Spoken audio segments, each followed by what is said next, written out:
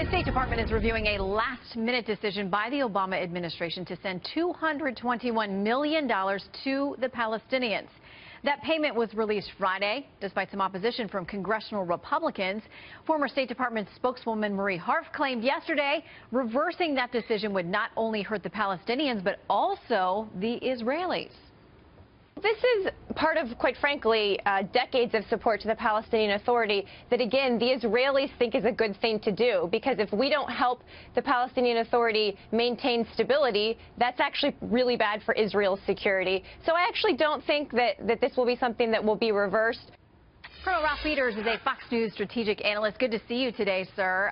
We mentioned there in the intro, there were a couple of Republicans who sort of had a hold on this money. I mean, it had been allocated, but they had very strict conditions they wanted the Palestinians to meet with before they could get their hands on this money.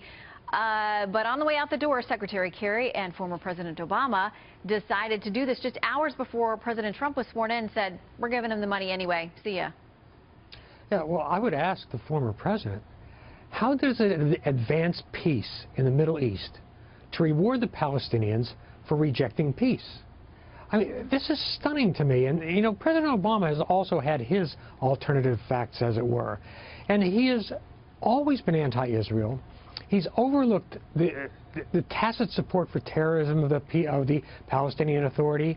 He's overlooked the whopping corruption. I mean, that money doesn't make it to the little guy in the West Bank or elsewhere. And not least, when did the Obama administration ever raise the issue of the Palestinian Muslim majority driving out the Palestinian Christians from their homeland of 2,000 years? So to me, Shannon, this was about giving Prime Minister Netanyahu a last poke in the eye, a poke in the eye to President Trump because of his suggestion that we might move our embassy from Tel Aviv to Jerusalem. It was playing to his base, his hard left base. And last but not least, it was true to form for Obama. I feel the American people never realized just how doctrinaire, hard left ideologically he was.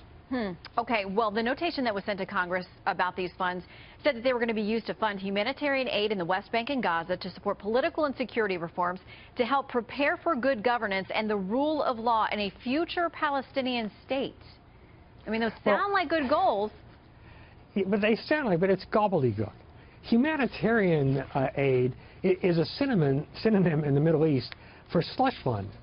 I mean, when it comes to good governance, training in good governance, what more training do you need? Good governance is pretty straightforward. You don't steal from the national treasury, you don't support terrorism, and you take care of your people, and you make peace. I mean, that was just all mush. And it cost the American taxpayer $250 million. You also have written a very scathing is a good word I could think of, piece about the Middle East, about how the former administration did not get things right. You say it's time to just cut and run in places like Afghanistan, Syria. You say Russia's going broke, let Putin take care of himself, don't bail him out. And you talk about fighting ISIS, and you said this in the piece, yes, ISIS is our enemy, but let's stop being patsies. ISIS is a graver threat to Russia and Iranian ambitions than to us. Let them all kill each other while we rearm. Meanwhile, we can fight Islamists everywhere. Some tough talk in that piece. Well, first of all, I never suggest cutting and running. I suggest cutting our losses and watching and making intelligent decisions.